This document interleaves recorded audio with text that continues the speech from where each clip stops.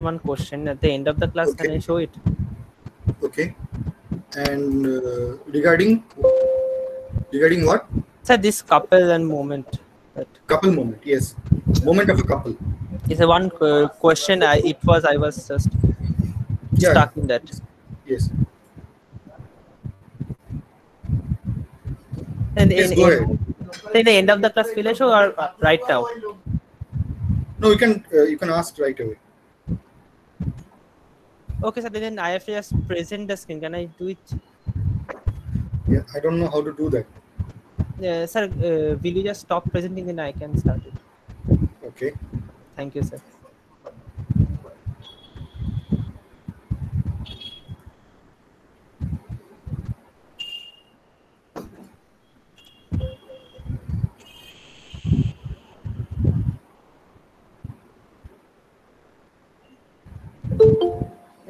Sir, this 124. 124. Okay. Yes, Miss Sir, what does the question wants? That is only I'm not understanding. I can't see the screen. Now I can.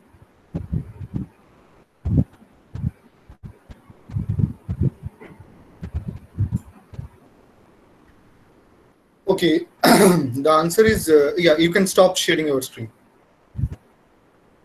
So this is what we are about to discuss in today's class. Okay. And although it mentions a couple moment, but it's not just a couple moment problem. I mean, only by learning about couple moments you cannot answer that question. For example, it also talks about a resultant force possibly, but only by knowing about resultant forces you cannot answer this question. So here we are talking about having an equivalent force system, and that's what we are about to discuss into this class. And let's start discussing about equivalent force systems.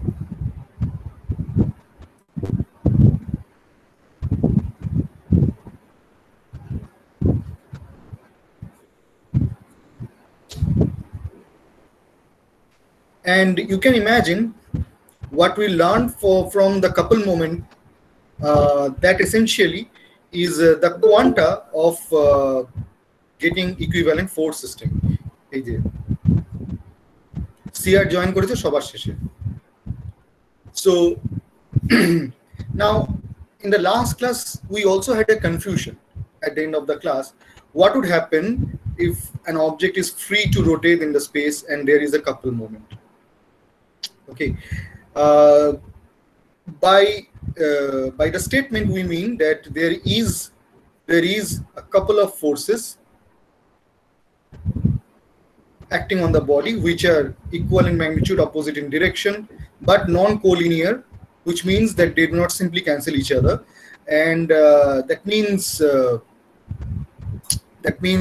the net force in the system is zero, but the net moment about any point is not, and that you can take about any point. Okay, and that would be, I mean, some arbitrary point in space, some arbitrary fixed point in space, and that is going to be rate of change of angular momentum about point O, and that is true for, you know, all the, I just checked the theory today, so it's going to be same for all the special points that we mentioned earlier, the centroid and a particle moving with a constant speed or accelerated towards the centroid and so on. So we discussed a lot of things. So a fixed point definitely qualifies for that because it's not accelerated. So so this relation holds. Okay. Now whether or not it is going to be rotating about a certain point, to answer that question you'll have to ask, what do you mean by rotating about a point? For example, if I would this is what Newton's laws look like in for a rigid body or a geometry with distributed mass. It is mass times acceleration, but of the center of mass. Okay, I shouldn't be calling it a centroid because centroid is the center of the volume, geometric center of the volume, and the mass center need not be right there. So here we are talking about center of mass. Center of gravity would have made sense if it was, under the force of gravity. But for all intents and purposes, it is center of mass that we are talking about. Now, now, in order for the center of mass to be the center of rotation, okay, the idea is the center of mass should be stationary. Stationary, as in not acceleration equals 0, but velocity equals 0.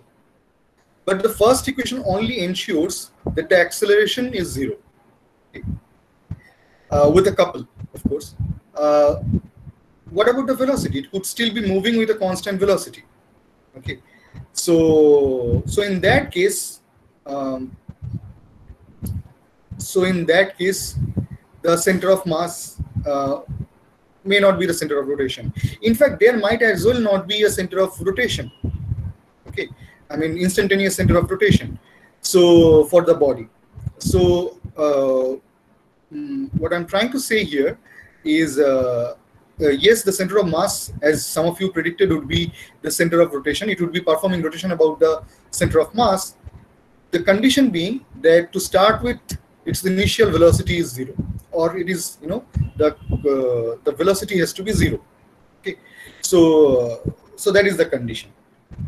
Okay, but let us not bother about that. There will be some effect due to the moment. Okay, the point is, Sir. Yes. Sir, can you please repeat the condition again? I have not get it properly. See, if some point has to be the center of rotation, okay, what does that logically mean? The center itself is stationary.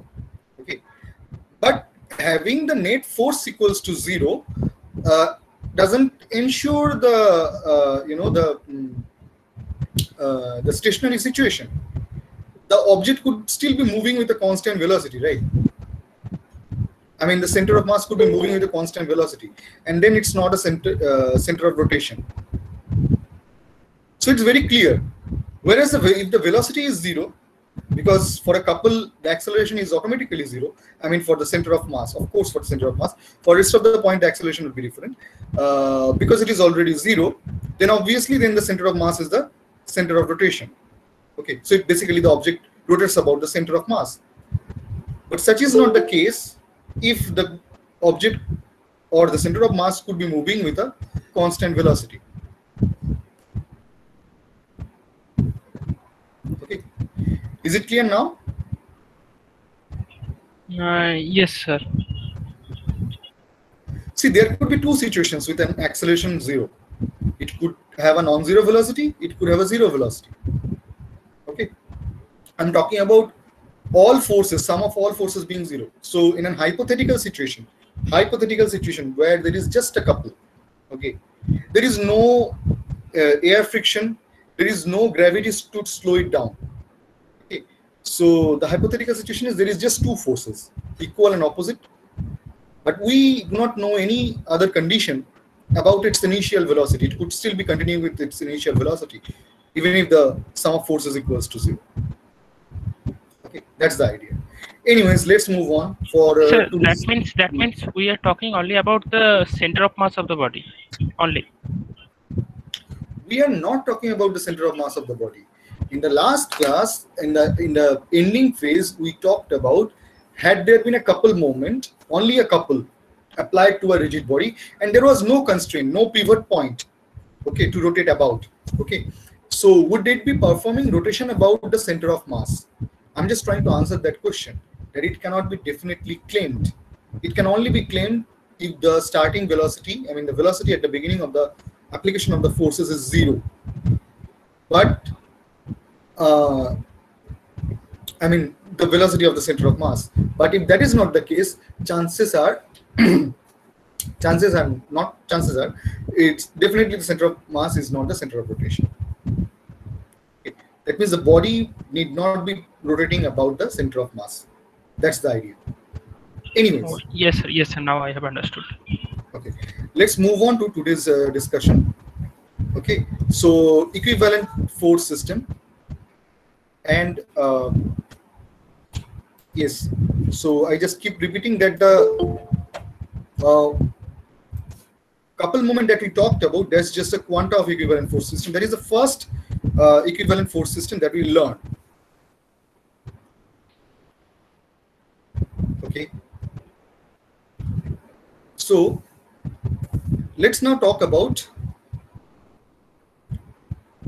there is this rigid body of yours.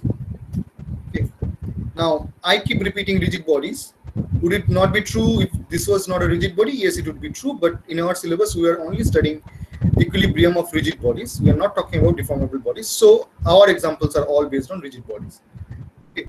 So what we are doing next is, at certain point A, although my diagram might look like 2D because I'm not good at drawing, the idea is this applies to any 3D problem as well. Let's say I'm applying a single force F right here. Actually, I should be calling this point P. P is where I'm applying a single force F. Okay. Now O is just another point, some arbitrary random point. Okay. Need not be random, but it's an arbitrary point. Okay. Now, can I represent this system equivalently to another system, but the force could be acting at a different location and still be producing the same set of effect? Okay, still be producing the same effect, okay, that it does on this given body. I mean, here it's by showing this force F, I'm not claiming there is the only force acting on the body. I mean, this object could as well be supported somewhere else. Okay, but my concern is only with that force F. Can that force F be equivalently represented? That force F, or if there are multiple forces, then a force system can be equivalently represented into another force system, which would produce the same effect of that force. That's the idea. Now, nowhere am I claiming that that is the only force, or in the, even in the future examples, I'd be showing multiple forces and moments, but nowhere I would be claiming that I'm showing all the forces and moments that are acting on the body.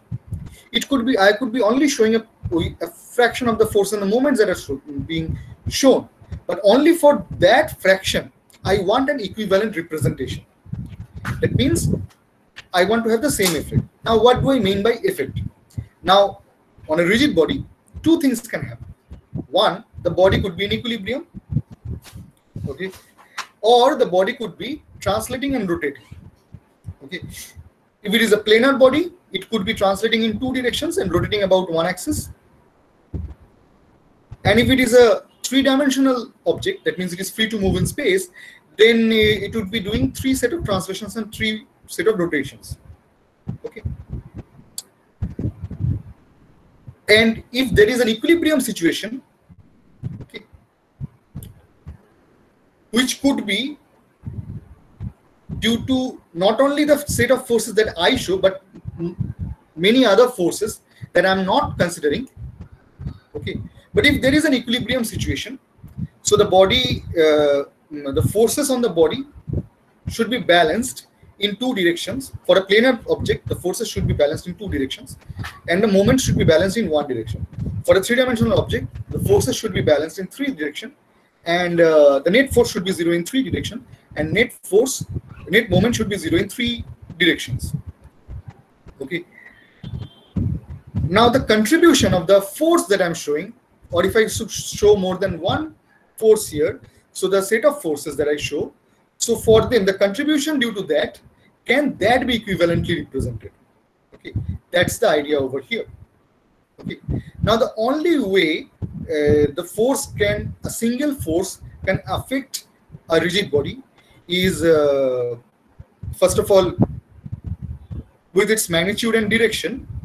Number two is through its line of action. So on a rigid body, if a force is being applied, it has three attributes. One is its direction and magnitude, which is the very essence of being a vector. The second thing is its line of action. Now, what do I mean by line of action? It means it produces a certain amount of moment about an arbitrary point O. Okay, so by being at a distance d, okay, so the normal distance d is constant on this line of action. So wherever on this line of action, I know that I can, you know, slide this force anywhere on along this line of action and could still be getting the same effect. So a force has two effects. One is the its magnitude and direction, because that would be responsible for, if possible, the acceleration, magnitude and direction of the acceleration, and also about producing the amount of moment that it produces about certain point, certain arbitrary point, because that way it would be responsible for angular momentum, okay, or angular acceleration, okay, if the object is not in equilibrium, okay. If the if the object is in equilibrium, then other forces must match that resultant force. The resultant of all the other forces must match that force, and the resultant of all the other moments due to forces and coupled moments must match or counterbalance the moment due to this force about when the moments are considered about a certain arbitrary point. So, so the point here is this force, okay, produces certain moment about point O, and so if I want to equivalently represent that, this is what I can do. I can imagine at O, this force F is acting along with another force minus F, because to start with at point O there was no forces, okay. So I'm just modifying this diagram with F and minus F, okay. Later what I would do is I would take this F and minus F, one acting at O and other acting at P, okay, and call them a couple. A couple has been identified. So let's call this position vector as RP, or simply call it R. So my claim is that I can represent this system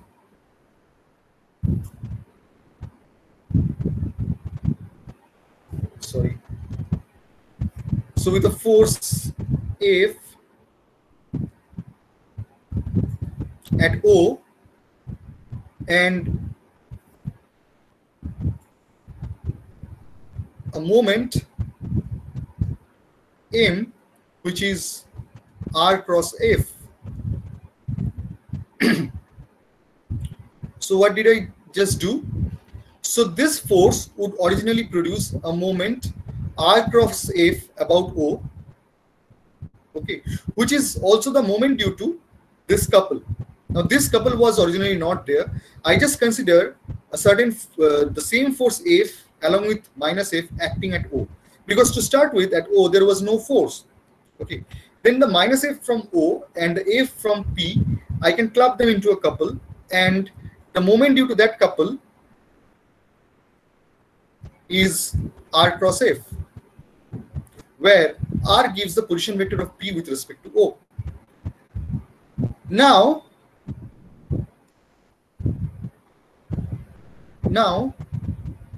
what I just did was, so eventually what I found was the couple moment that I'm considering, because the couple moment has no fixed axis of acting. Sir. Yeah, let me finish. Since the couple moment has no fixed axis of acting, okay, you see, that means this couple could be shown anywhere. I mean, I could be showing it at P also, but I can also be showing it acting at O. Okay, so my goal was here to, you know, shift force F from P to O, but then I need to do this modification to take into account the couple due to force F. Okay, so sorry, not the couple, the moment due to force F about O, and that just, you know, turns out to be a couple moment. And so in addition to, so when I'm trying to, the significance of this representation is, if the original force was going through P, I can equivalently represent that with the force passing through O, my choice of point. Okay, it can pass through F or pass through O, but then I'll have to do that correction for the moment that it could have originally produced about O. Now I simply didn't do that. I mean, I simply didn't consider that how much moment did it produce about O. Let's just do that correction. I didn't do that. I obtained this couple through logical reasoning, and that couple I'm just showing as an additional component to the force system. So this force along with this couple becomes a force system, an equivalent force system of the first diagram, where there was just a single force passing through P. Okay, but in the end, when I calculated the couple, it turns out to be the moment of the force F with respect to point O. Okay, so that is the additional couple moment that I must apply when I'm shifting the force F from P to O to have the same effect. Okay, only on a rigid body. Okay, so now you can ask your question.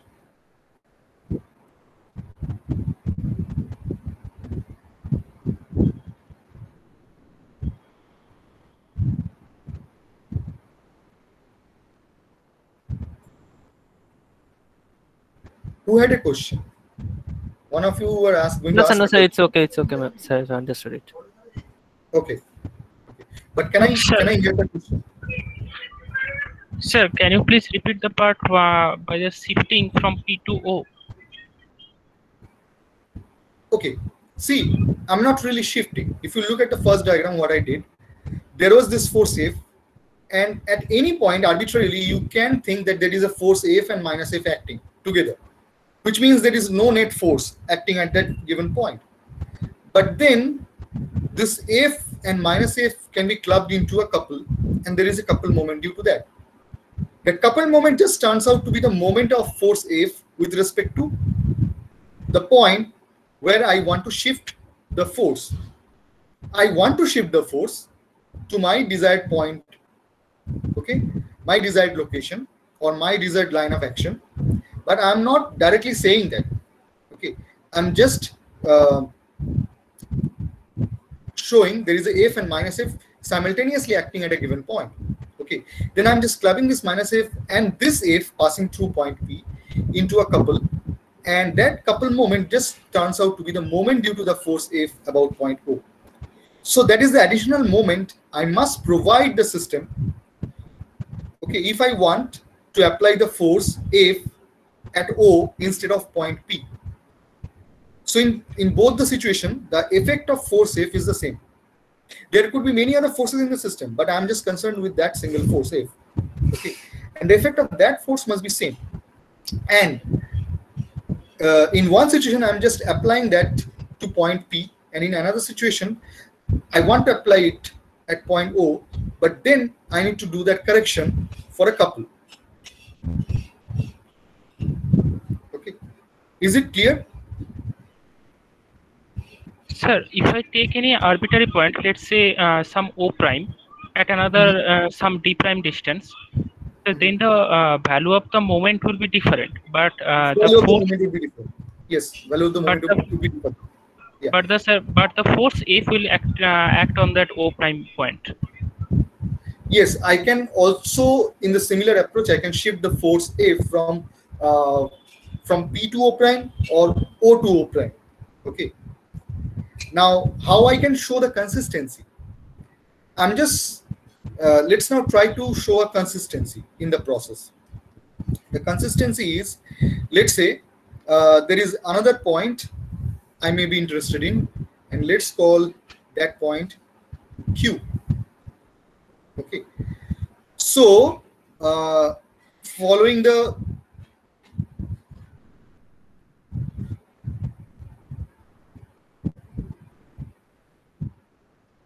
I'll be calling this one as R prime. Okay, so following the previous approach, my equivalent system through Q would be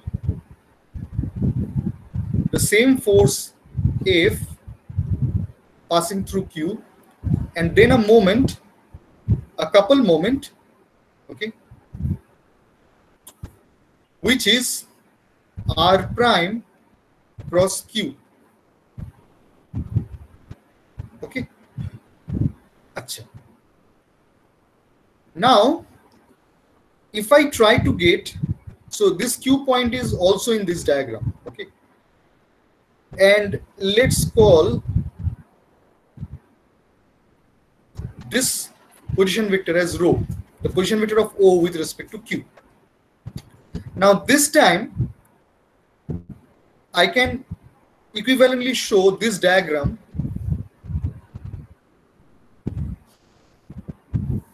so there is Q over here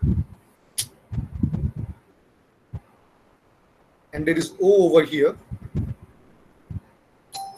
Okay, the couple I can directly shift, right, because it's a couple moment and it has no fixed line of action. It's a free vector, so that I have directly shifted. I'm still showing this force F passing through O, but then this is the position vector rho.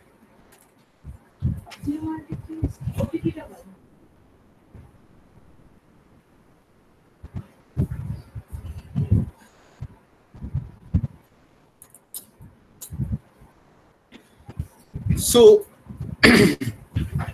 this I can equivalently represent as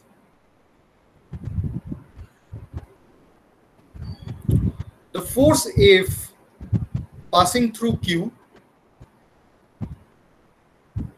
and then the net couple moment should be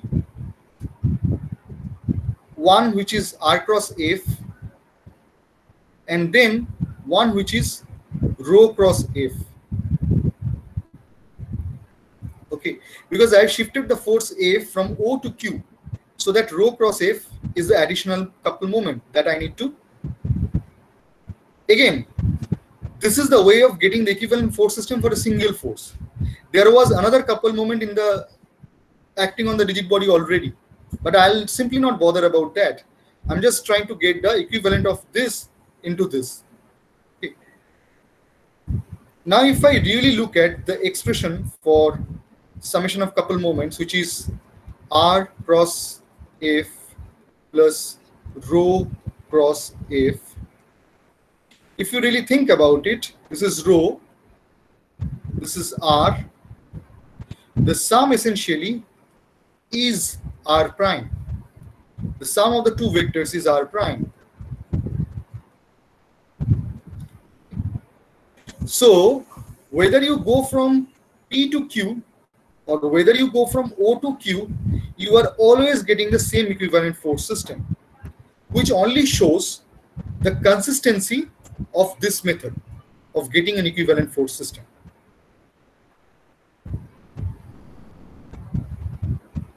Does this make sense?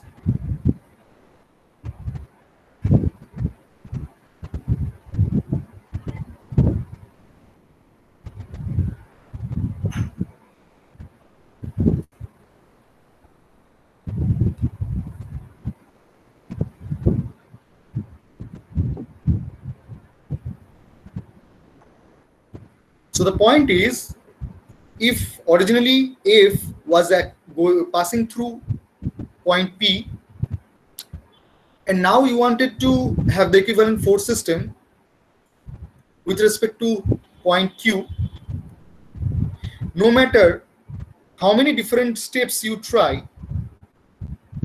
by steps I mean to get the equivalent force system about some other intermediate point, in the end you are always going to get the same equivalent force system.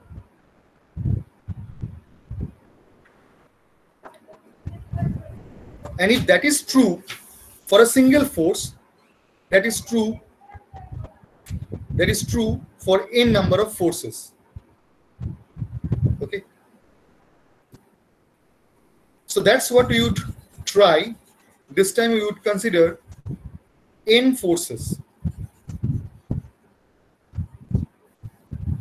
So this time, rigid body has multiple locations where the forces are acting, and there are multiple forces acting.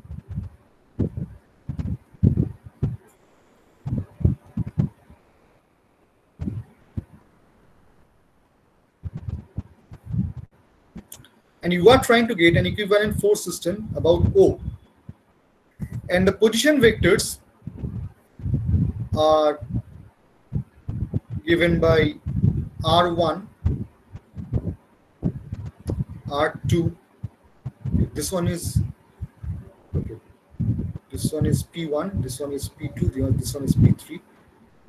So R3. Okay.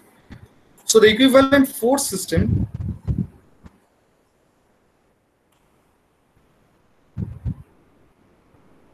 about O, it is going to be a single resultant R, and that resultant R, so I can simply repeat this operation for each of the forces. In the end, I'll be having all the different forces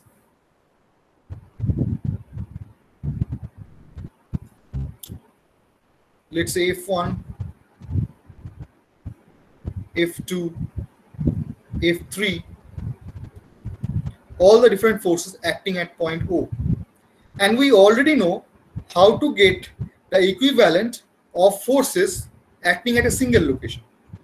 You see, in the rigid body, it has dimension, okay, and forces act at different location, and we are trying to get the equivalent of that.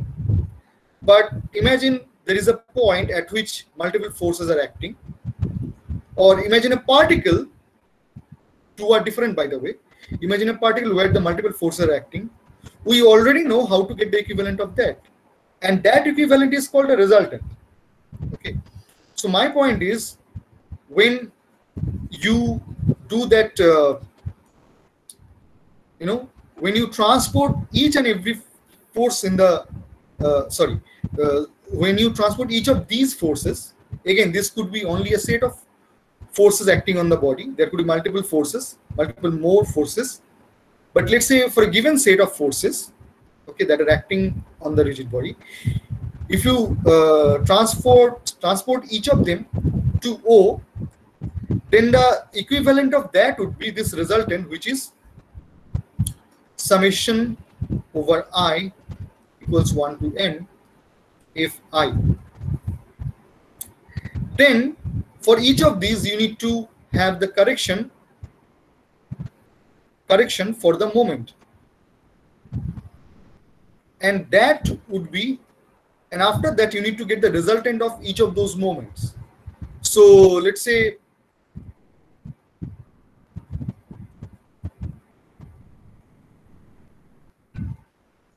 this thing. So each of these are the corrective couple moments for each of the forces that were not acting at point O, that were acting at a distance from point O. So each of them needs to be, when they are transferred to O, you need to do that correction for the couple moment. This moment, any moment when represented as a standalone, is a couple moment. Okay, so this is a couple moment. Next comes that the system to start with might have other couple moments. My question is, what do you do to those additional couple moments? So other than forces, the rigid body or the original force system could be having couple moments of its own. So in the equivalent force system, what do you do to those couple moments? How do you accommodate those couple moments? Let's say over here there is a couple moment. So let's say this one is a couple moment acting at this location, and similarly you can imagine another couple moment acting over here. So what do you do? So you can just add them to O. Yes, because we can simply bring this couple moments because they are free vectors. They could be thought of, acting about any parallel line of action. Okay, so we can simply shift them to O. I'm just imagining there are m such couple moments. Okay, so this resultant moment right there is also a couple moment. Okay, so this is a moment without force. Okay, so in addition to this resultant force, you need to apply this resultant moment, and that is the expression. And that's how you are going to replicate whatever the effect of the original force system in the first configuration is with this resultant force and this resultant moment.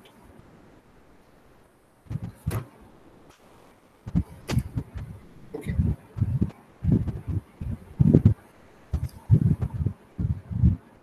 So let's solve some problems with that.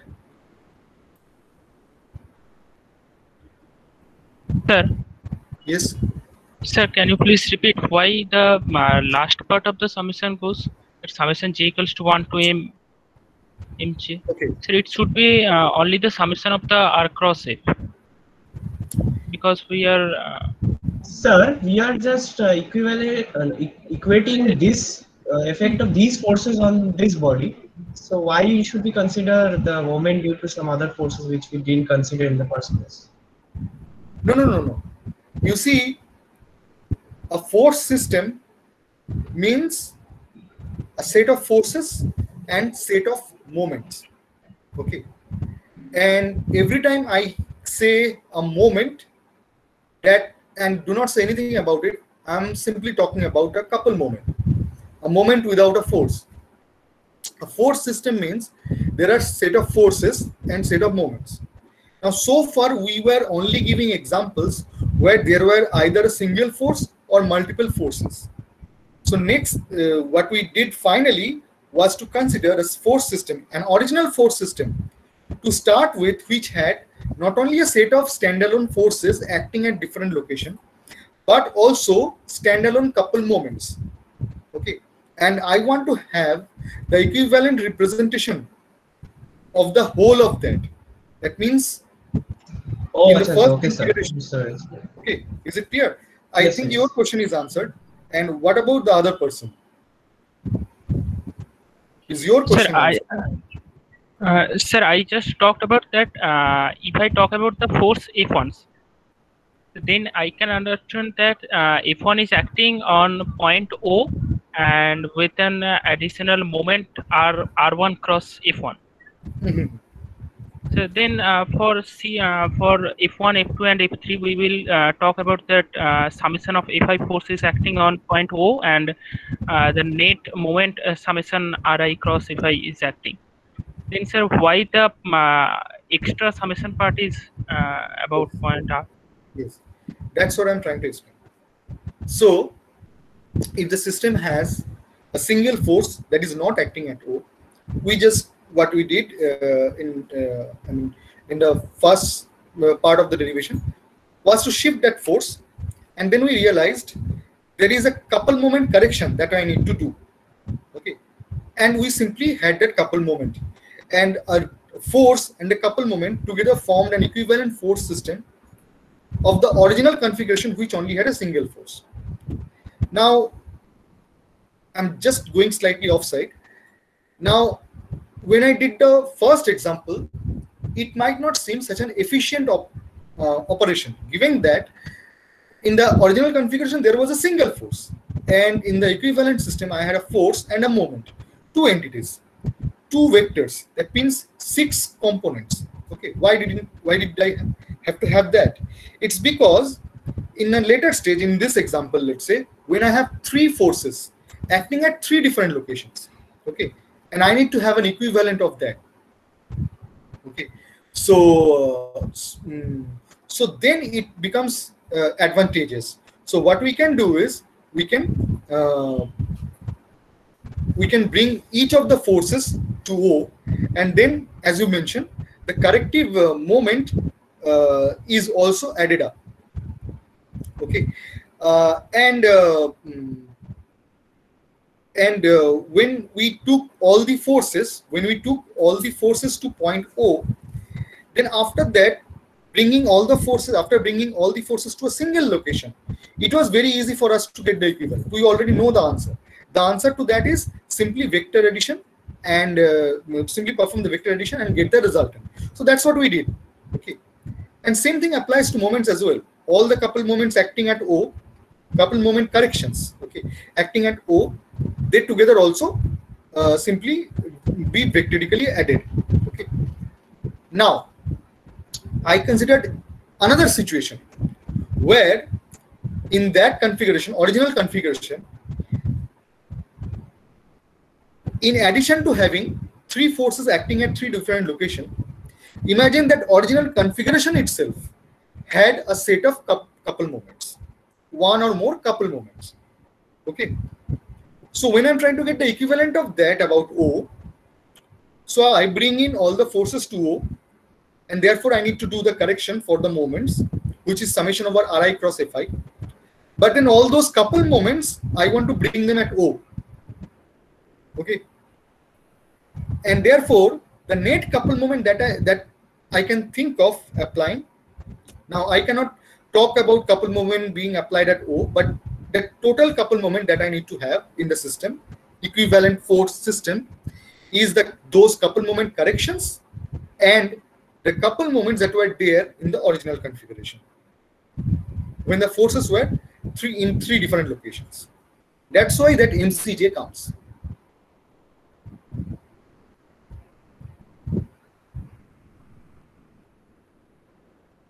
Does this make a little sense now?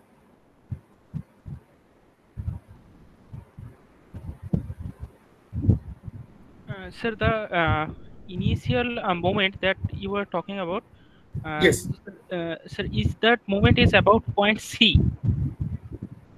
No, those are couple moments. They are not about any point. They are simply there. You see, when I talk about a couple moment, since the forces are equal and opposite, the net force effect of that is zero. So we don't talk about the forces that cause the couple in the first place. We don't talk about that. We simply show the couple with a moment. So those are such moments which could be caused by some other forces, some F5, F6 and all. Oh, yes, sir. Yes, sir. I have understood now. Okay. Okay. So let's do some problem.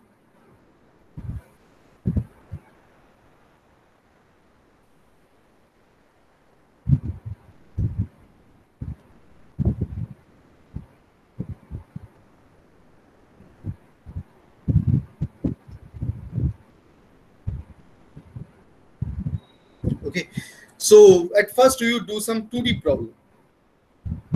Okay, can you see the figure number 1 of figure 47, the first figure of figure number 47? So there are total 3 forces acting. One is this 35-pound force. I hope you can see my screen here. Yes, sir. Yes. So this 35-pound force.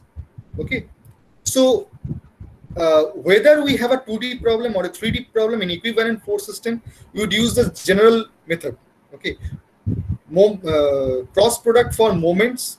Okay, and every general rule that we just learned, we will simply use them. So for example, if I have to represent the position vector for this force, 35-pound force, for me that would be 2I feet. So I can call each of these forces as F1, F2 and F3, and correspondingly I can represent them with their position vectors.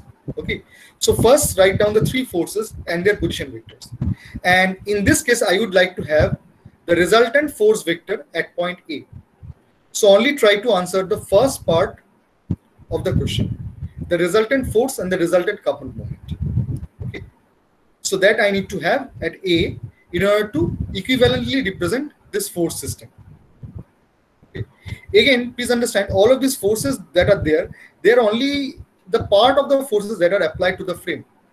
For example, whether or not the this frame is in equilibrium, there would be some forces coming from the support itself. It's fixed at A, but we are not talking about that, because here we are not interested in whether the object is in equilibrium or, you know, accelerating to a given direction. We are not interested in that. We are simply interested in getting an equivalent of the subset of the force system. Okay, so, or the subset of the net force that are acting. So you can identify these three forces. Let's say this 35-pound force can be F1, this 20-pound force can be F2, this 25-pound force can be F3. So just write these forces down as F1, F2, and F3 with Cartesian representation. Always use Cartesian representation. Okay, and always put the unit. Okay, and then also write down their corresponding position vectors of the three forces F1, F2, and F3. Write down R1, R2, and R3 in Cartesian representation with unit. Okay, and then get the equivalent force system about A.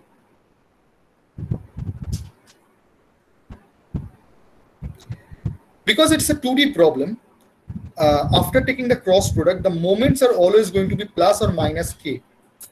Okay, which means along about Z axis. Okay, which is fine. We'll still be representing it as a vector.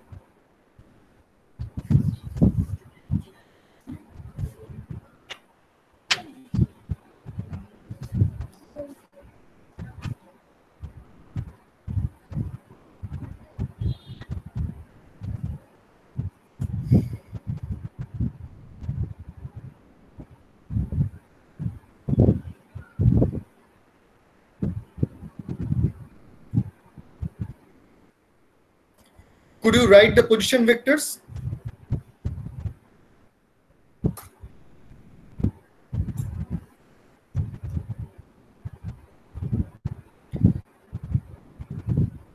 Can you tell me how much is R1? Sir, can you please bring the question image? Yes. How much is R1?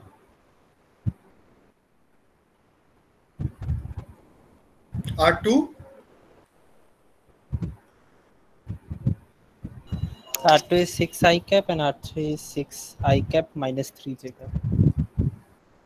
6I minus 3J feet, right? So that's R3, sir. So that's R3. And R2 is only 6. Okay. Okay. And R2, as you said, is only 6I. Only 6I. Yes, yes, sir. Yes, sir. Okay. Okay. What about F1? So minus 30, 17.5 I cap minus 30.31 J cap.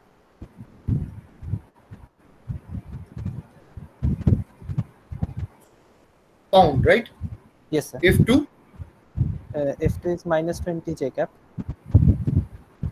pound. Minus 20 J cap pound. And F3 is something I. 25 I cap. Okay. So you only need to give me this R, which is the sum of Fi. So that's And, minus 5.31 I cap. Minus 5.31 I I cap. cap minus 2.5 J cap. Okay. Or Okay. What about MR? so one. It The one is is Ri cross Fi, right? Yes, sir. 17.5 minus 2.31.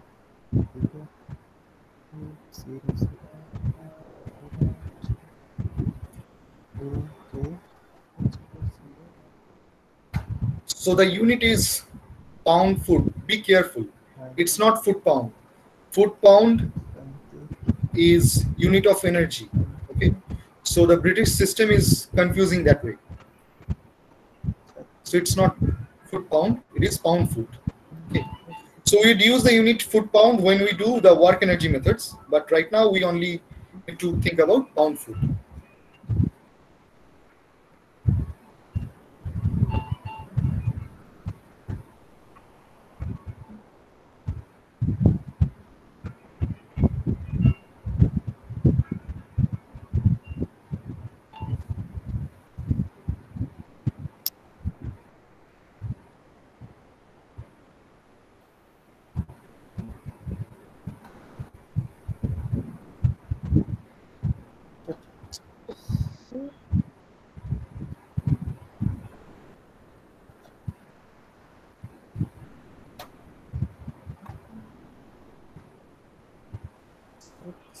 Minus 30. That's a 2500. I'm gonna keep that one.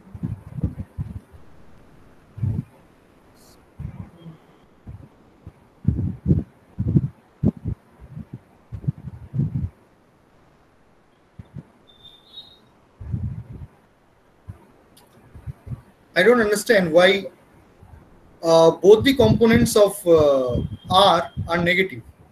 I mean, why is the X component negative? In the first problem, you see this 25 pound is also in the positive X. This 35 pound also has a positive X component. So why is it that there is a negative sign?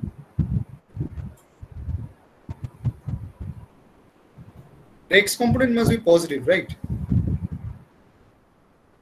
What I would imagine is Oh yes, it says 42.5. Sir, it will be Actually, minus it's coming 50.5. It will be 42.5. 40.5 I minus minus 50.31 50.31J. J. okay. It's the X component is 42.5, right?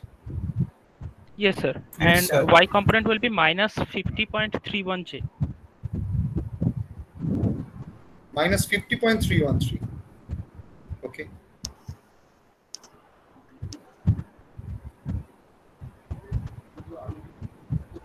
Now is it correct? Yes, Yes, sir. sir. Yes. Okay. Again, I may be repeating myself, but the very fact that I can guess that the answer you gave me is incorrect without a calculator, and you people with calculators couldn't even calculate the resultant force, at least as earlier I would expect you to do, is an indication that you are not practicing. And if you are not practicing, I'll know. Okay. So you need to practice some more problems from each of the chapters. Okay. And actually calculate the answers. Okay. Actually, for the F1, I had first written the J cap component and then the I cap component. So Okay. like while doing the Okay. addition, I just Okay. Anyways, so okay, now it is correct, right? So next, try to get the resultant moment. Sir, minus 105.62 K cap. Minus 105.62. this much. Do we have an agreement? Have an agreement over this? Yes, sir. That is only coming. Okay. Okay. So it means there is, because it's 2D problem, I'm just showing it with a curved arrow. But if it were a 3D problem, I would be using an arrow. So this much moment, and then there is this resultant force of yours which has a positive X component but a negative Y component. So it basically is something like this. So this is your R and this is your MR, right? Okay. Now, has most of you got this? It's pound foot. Just be careful with the unit. So is it correct for most of you? Is it same for most of you? Yes, sir. Okay. Now, can you imagine, instead of representing the system, you see, to start with, in the problem, there were 3 forces, right? So you simplified that into 2 entities, one force and one moment. Now, can you simplify further? Can you think of a method of simplifying it further?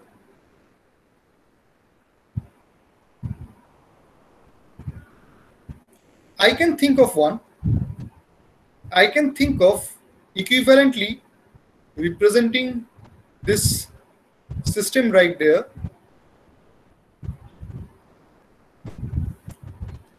where R is being shifted to another location, let's call it O, such that, of course, I do not know how much along x-axis can I shift it. How much along x-axis must I shift it so that I get an equivalent force system just like this? So we have to subtract the moment due to this from the Don't result think we about got. subtracting and anything. Don't think about subtracting and anything. Okay. Simply say that when I'm trying to, so this is the resultant moment about A, right? So if I shift over here, the resultant, see, we know that the resultant force is always going to be the same. It's the same force, right? So now imagine you are shifting this force from A to O, and you are getting the same moment. Or you can think in this way. Either you can think of going from this left to right, or you can think of going from right to left. That means you can think of moment about A that you have got, okay, which is minus 105.6 K. That is actually xi cross R. That means you can equivalently represent the system with a single force at O. Such system is called single force equivalent system, and that is the simplest equivalent system that you can form. So to start with, you had 3 forces, and you can equivalently represent that with a single force. But then you do not know what is its location, what is the location of that point. And actually, to be frank, asking for the location of the point would be a very vague question, given the fact that I can shift the force anywhere on its line of axis passing through O, and that would be a valid point. So that's why it is important that I asked that give me a point on x-axis or give me a point on y-axis. I should be mentioning one of the coordinates. Okay, I cannot simply ask you to give me both x and y coordinates. Okay, so that very thing actually comes from that, you can shift anywhere, the force can be shifted anywhere, or the fact that you can represent a moment due to a force. This is basically the moment due to this force R over here about A. It can be represented like a skew symmetric matrix, like 0, 0, 0 RZ minus RY RX and so on, multiplying the coordinates x, y, z. It directly stems from there. Okay, because this matrix is not invertible, you cannot get the answer for this. So you'll have to mention one of the coordinates. Okay, so although it's a 2D problem, you need to mention one of the coordinates, then you can find out another. Or you can ask about what is a line of, what is the point of intersection of the single equivalent single force resultant, single force equivalent system, or the single force resultant with, let's say, the center line of this part of the frame. Okay. So that's a valid question, but you cannot simply ask about both the coordinates of a point through which the force passes, because the force passes through an infinite number of points. Now, the equivalent of this, okay, if the entire system could be represented with a single force passing through A, that means the equivalent force system that you have got at A is also the equivalent of this whole thing represented at A. Okay. Now we know one thing for sure: every time you are getting the equivalent force system, the net force or the resultant force is the same expression. The moment may be different because of the Ri's that being different, but the resultant force is the same. So you know what should be the equivalent force system at O, what should be the equivalent force at O if it is the single force equivalent system. You would not know what you would not know, at least one of the coordinates of O. Okay, and that you may be asked to find out. Okay. So can you tell me how much is the value of X? Sir, I have one doubt. Sir, while we are taking the moment about point O, then sir, we should have calculated the r vector such that position vector of A with respect to O. Then sir, it will come minus x minus x. Please, yeah, let me finish. Okay. See, just go back to the first diagram that we drew about the equivalent force system. Our goal is to represent the entire equivalent force system. So our goal here is that, you know, the given problem with three forces, represent that with a single force at O. Now O is a point whose location I do not know, but I have been asked to find out O somewhere along the x-axis. I am asked to find out where does the single resultant force intersects with the x-axis. That's how the question is posed. So basically, I need to search for a point along x-axis where the system could be represented with a single force. Now I already know what should be the value of that force. That has to be summation Fi.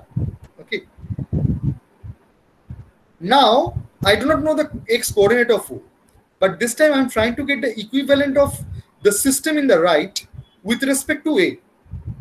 I'm again trying to represent the system right here with respect to A. So what I'll have to do, I'll have to shift the force at A, and it's going to be the same R. And in addition, I need to apply a corrective moment. Okay. So that moment would be position vector of O with respect to A, which is xi cross A. And because all of these are equivalent systems, that means this and this are the same. This is also an equivalent system with respect to A. This is also the equivalent system of the same original system with respect to A. So we just showed in the last derivation that we did that in how many steps we may take whenever we are trying to represent the equivalent force system about a given point, you are always going to get the same equivalent force system, which basically means this MR A is this coupled moment right here. And from that, actually, I can find out X. Sir, we do this just so that we don't have to mention the extra moment for the system. We can just represent it by this one force. Yes, it helps. It helps to be able to represent a given system as simple as possible. So that means we are assuming that the force R is only acting on point O on the body. Let me finish. Let me pose a problem like this. Now it would make sense to you. And I'm actually being guilty of bringing in the concept of equilibrium, again and again. But you see, this chapter is not supposed to be dealing with equilibrium. Now imagine the support that I drew at A, that is not there. There were originally those three forces, right? Then one again here, another one over here. Okay. Now, if I asked you where must on the x-axis, must I provide certain amount of force, okay, to keep the object in equilibrium? The answer to that question would be to at first get the single equivalent force system at somewhere on the x-axis. That means to identify the point O, and let's say this is the resultant R acting at O. So these two systems are equivalent. Now to answer the question, where must I apply how much force to keep the system in equilibrium? That means to the system there is no unbalanced force or unbalanced moment. That means I should be applying a minus R at O, exactly at O, okay, to get the desired equilibrium. Okay, so some of you just asked me, why do we want to have a single force resultant representation? This could be one example where we would like to have the single force equivalent representation. So we can easily identify where must I apply what amount of force to keep the object in equilibrium. Does that answer your question?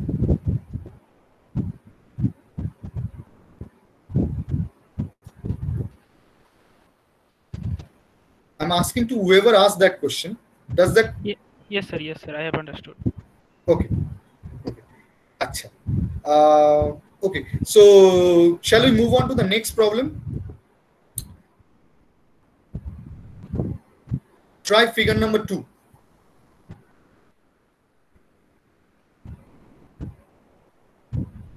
So again, okay, no, don't try figure number 2 because it is also in foot-bound. I want to solve another problem in metric system. So try the third problem. Okay, so there is a simple beam, but this time the beam has another couple moment of 45 kilonewton meter. In addition, the beam thickness is of finite dimension. Okay, so just keep that 0.3 meter into consideration. Okay, so that beam has two forces and a couple, and you can try to get the equivalent force system at A. Okay, so try to solve the first part of the problem, get the equivalent force system at A. Sir, A is the middle point of the beam which is thick. A is the, yeah, it seems it's the middle point. The way it has been indicated with that, little black dot there, it seems it's the center.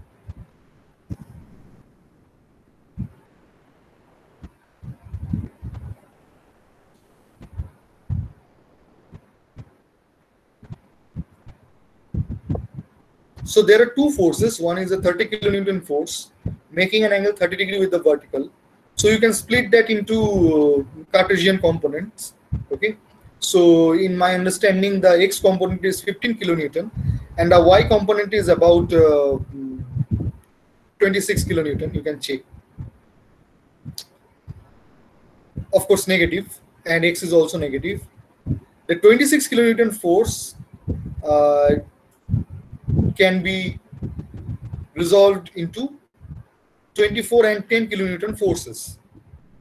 24 kilonewton vertical force, vertically downward, and 10 kilonewton horizontal force.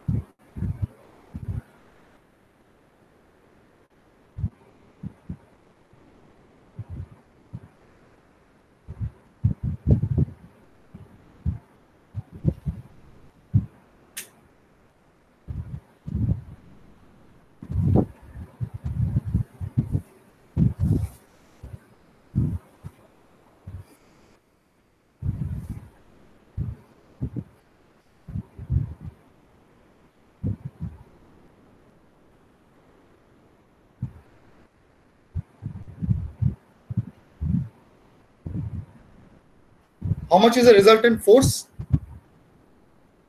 So minus 5I minus 49.98 J.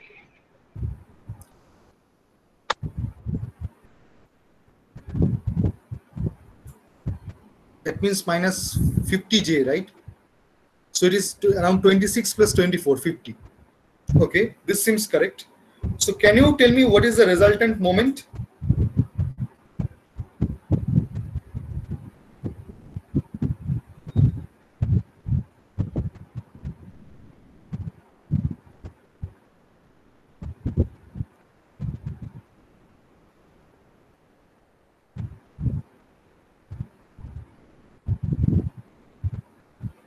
it would not be as simple as you would like it to be because of that 0.3 millimeter dimension. I mean, you cannot simply ignore the x components.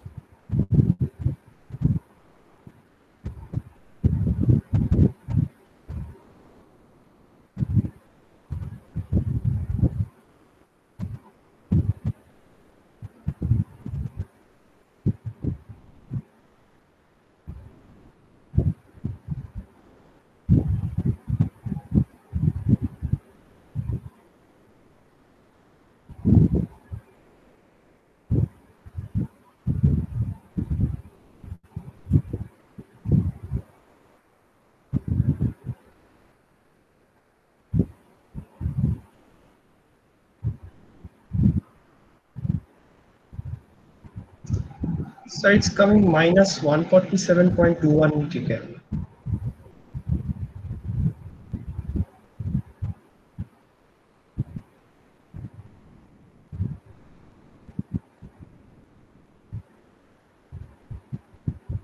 Okay.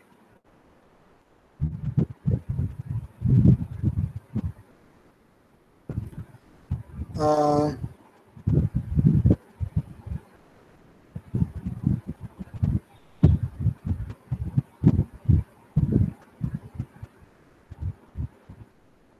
how much did you say?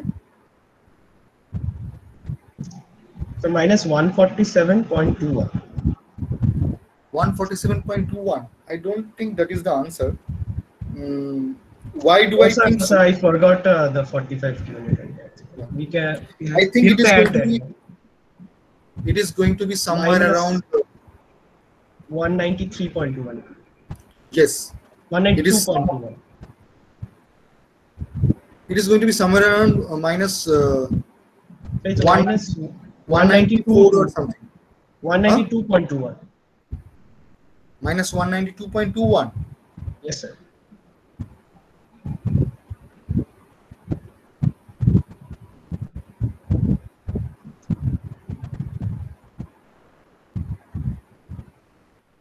I believe it is going to be minus 196 plus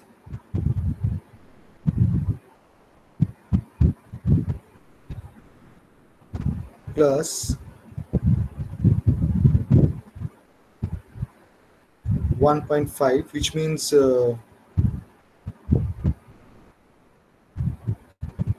I don't know. In my thinking, it is around minus 194.5. Sir, it's coming minus 194.46. Yeah, minus 194.5. How do I know so? You see, you can consider 3 times root 3. 3 times root 3 about 5.2. Okay, very close to 5.2. By that I mean that 30 cos 30 is 26. Now 26 times 2 is 52. And over there 24 times 6 is 144. Together it makes 196. And then 30 sine 30 is 15, and over there that is 10 kilonewton. So 15 minus 10 is 5, and that 5 is giving me a counterclockwise moment. That is 5 times 0.3, which is plus 1.5 kilonewton meter. So 196 kilonewton meter minus 1.5 kilonewton meter, which makes it 194.5 kilonewton meter clockwise. So that is only due to the forces. What about the couple? Did you add the couple?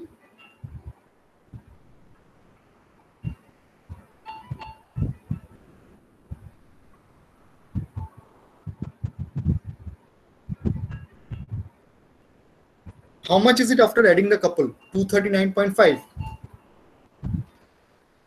So 239.46. Okay.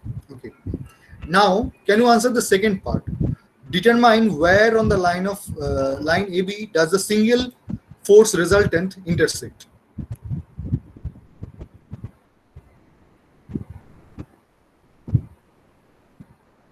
So again, try to find that point O on the x-axis such that the entire force system can be represented with a single force at O.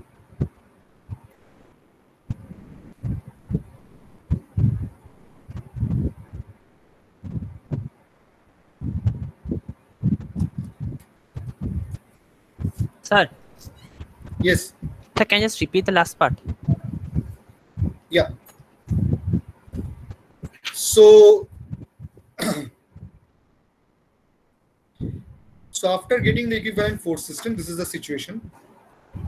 At A, there is a, how much is the resultant force? Minus 5 I cap minus 49.98 minus 5 I cap minus J cap. 50 J cap. Minus 5 I cap. Yes, sir. Okay. So something like this. Y is negative, right? Yes, sir. Yes, sir. Yes, sir. Okay. So something like this. And it comes with this moment, which is 239.5 kilonewton meter.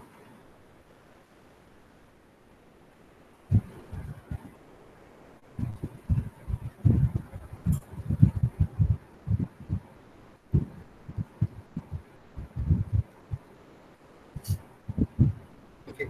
And I Sir, want to, that's 50 J cap.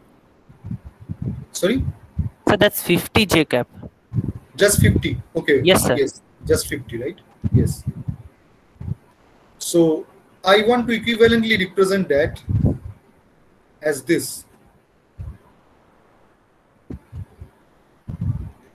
I know A is that central point. So I'm drawing the central line over there. So this is B.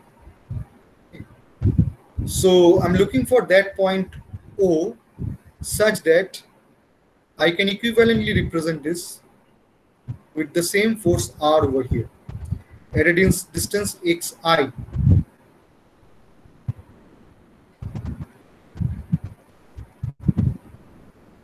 From A. And these two systems are equivalent of one another. Sir, X will be means from the center line we're taking that point. Yes, yes. Center You see, I'm talking about getting the line of point of intersection with the force and AB. Okay, and A and B, both points are on the central line only. Okay, so because I'm asking about a point which intersects line AB. Okay, so there is no point taking any y coordinate. There is no y coordinate.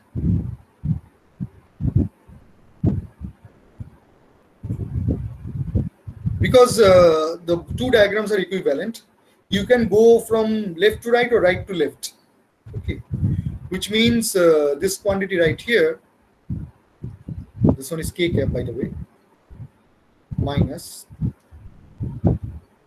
So this is AMR with respect to A. Therefore, we have this relation, this simple relation, or R OA cross R.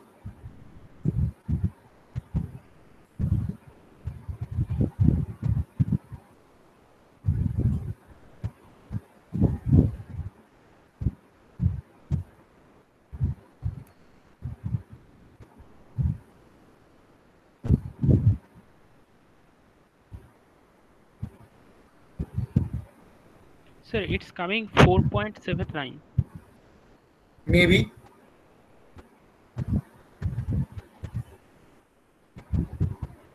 It should, right? Because you see the first component is of no use to us, and the second component simply tells us about, it is approximately 240 by 50, which is 4.8, right? That's what you are supposed to get. Okay, so before proceeding for the next part, and in the next part I would like to solve at least one problem. We are learning a lot of things today, So you need practice first of all, and the second thing is it would be a little helpful for me to not take the class on Wednesday. Instead, if I could take the class on Saturday, if it is okay with you. Can I take the class on Saturday instead of Wednesday? Yes, sir. Okay. Okay. So we Sir, will same take timings. same time. Same time. And actually, I'm free on Saturday, so maybe even in the morning I can take the class. But if you are okay with the same timing, I'll do it at 7 only. Anyways, so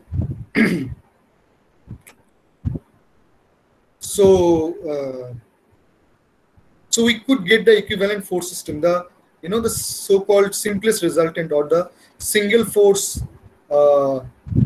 equivalent, or the resultant. Okay. Now, how could we get that? What is the way of getting that? The only reason we could get that, okay, this may not be clear to you so far. It is only because every time we got the resultant force and the resultant moment, they were perpendicular to one another. They had to be, because we are dealing with a planar force system. Planar force system. Okay, this is a subset of general 3D force system where all the forces are on a given plane. That means all the position vectors are also in that given plane. Which means the moments due to each of the forces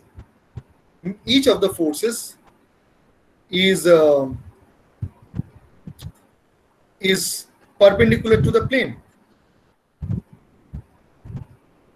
and therefore the net moment is also perpendicular to the plane, whereas forces lie on the plane, which means the resultant force is also on the plane. Therefore, the resultant force and the resultant moment are normal to one another. And because they are normal to one another, they can be represented through a cross product. You see, the fact that they can be represented through this cross product is only possible. It's no-brainer, right? It's obvious, because they are perpendicular. And how are they perpendicular? Because we are using a planar force system. Moment due to each of the force, okay, is perpendicular to the plane. Resultant moment is also perpendicular to the plane. Forces themselves are in the plane, so is the resultant force.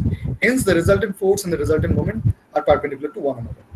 Now, just remember one thing: I'm calling them moment due to each force. But when I am getting the equivalent force system, I am not getting moment due to any force. I'm simply doing a correction with a couple moment. The value of that couple moment happens to be the moment due to the force about the same point where I want to have my resultant system. Okay. I just need to do a correction for the couple moment, which is also intuitively, you can guess how much couple moment must you provide. It's the moment about that point of that given force. Okay, so now we can freely call it, the moment due to the force. Achha. Can you think of any other situation where the resultant force and the resultant moment, be normal to one another?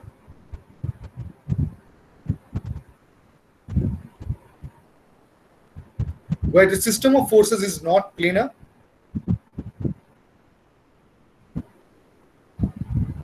Sir, in 3D we can get such a system. In 3D, what kind of situation can you get? Sir, they're at an angle, so you can only provide a single. You can't provide a single force system, but only the perpendicular component of the moment can be provided by that force. Okay. Yes, there can be a general force system which eventually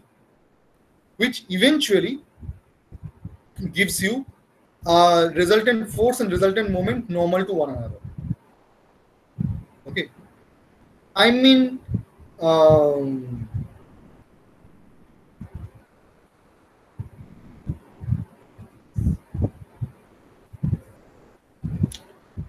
um, I mean, there, which can just, you know, accidentally happen to be present. Okay, but there is a definitive system in 3D. Okay, where you definitely get a resultant force and a resultant moment normal to one another, and that system is called parallel force system.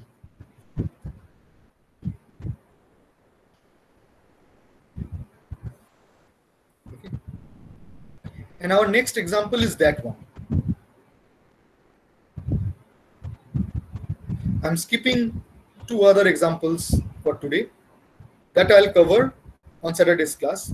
But by the end of Saturday's class, we should be done with the equivalent force system. Okay, that is the chapter 2.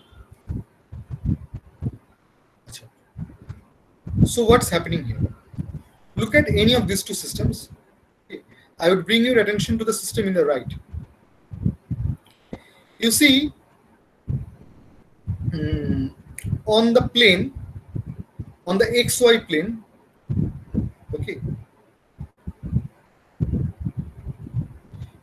you can take any arbitrary point, okay, or for that matter, anywhere in the space, you can take an arbitrary point and try to get moment due to one of the forces. Okay. And that moment, by definition, is going to be perpendicular to the respective force. Let's say this 64 kilonewton force. And imagine at the center of this plane, or actually anywhere in the space, okay, you could be taking a point O. But then if I get the moment due to this force about point O, that very moment is going to be perpendicular to the 64 kilonewton force. Now the 64 kilonewton force is parallel to every other force in this force system. Hence the parallel force system. So this 56 kilonewton force or this 32 kilonewton force, and for that matter that 40 kilonewton force, all are parallel to 64 kilonewton force. That means the moment due to 64 kilonewton force about point O, that arbitrary point O, is going to be perpendicular to not only 64 kilonewton force, but also 56 kilonewton force, 32 kilonewton force, and 40 kilonewton force, and every other force in the force system. And the next statement is even more general. That means the moment due to any of the forces would be perpendicular to any of the forces in the force system. Now, since each moment is perpendicular to all the forces or any of the forces, the resultant moment is also perpendicular to each of the forces. Now, since each of the force, since all the forces are parallel to one another, the direction of the resultant force is same as that of each force, which basically means the resultant force is also perpendicular to the resultant moment. And in such a situation, you can think of a single force resultant.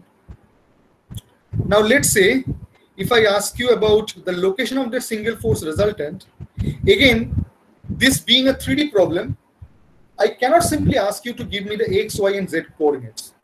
I can only ask you to give me 2 coordinates. For example, I can ask you where on the xy plane does the single force resultant intersect. You can consider the corner or the origin to be O. And then I can ask you where does the single force resultant acts on the xy plane. That means I'm asking for only 2 coordinates, x and y plane. I've already mentioned what is the z coordinate. And what is the z coordinate on the xy plane? That is 0. Okay, so I cannot simply ask you for 3 coordinates because the force can be shifted along its line of action. So I can ask for 2 coordinates. Okay, and that's exactly what I'm asking you to do for the second problem of figure 49. Okay, for that, at first get the resultant force system about the origin, and the second part of the question is get the location of the identify where does a single force resultant intersect the XY plane. Is the question clear to you? Yes, sir. Okay, so two-part question, because you'll have to do those two parts. First part is get the equivalent force system about the origin, which you can think where the 40 kilonewton force is acting, and then give me the equivalent for give me the XY coordinate, or give me where on the XY plane does a single force resultant intersect. You can call that point to be P, and imagine its coordinate being XY. Then the position vector of P with respect to O, or RPO, is XIYJ. Dimensions, by the way, are in meter.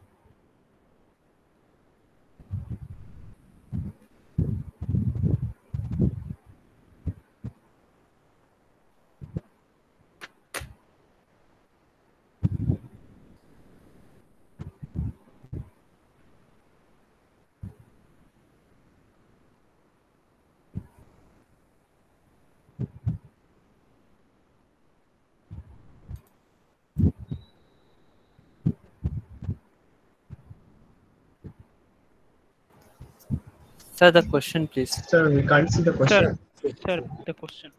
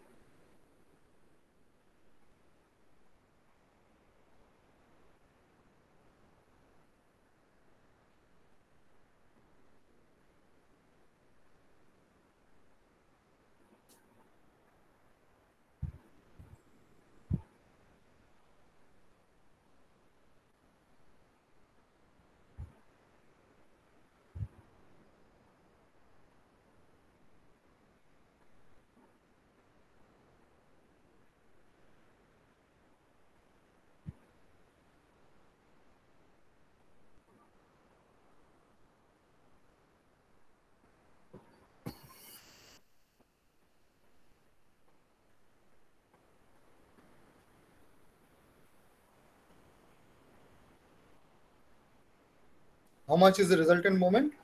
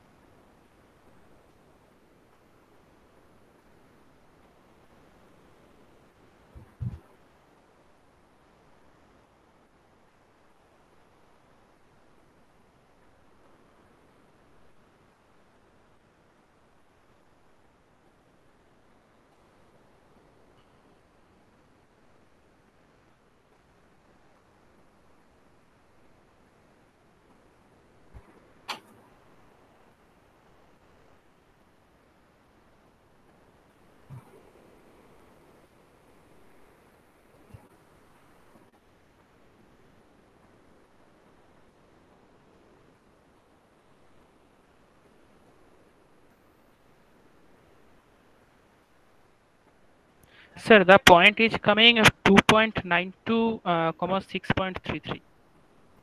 Okay. Anyone else? Yes, sir, that point only. Okay. Okay. Okay. So I would like to do more problems on the topic, but today we don't have any time. So what you can do is, you can take a screenshot of this and try the second problem, or maybe from the textbook you can try more problems on the two topics that we discussed: the parallel force system and the planar force system. Okay.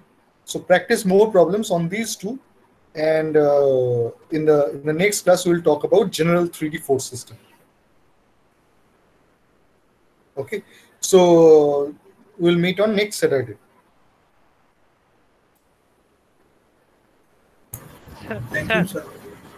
Yes. Sir, can you tell me the edition of your book? Because I have downloaded the book, but the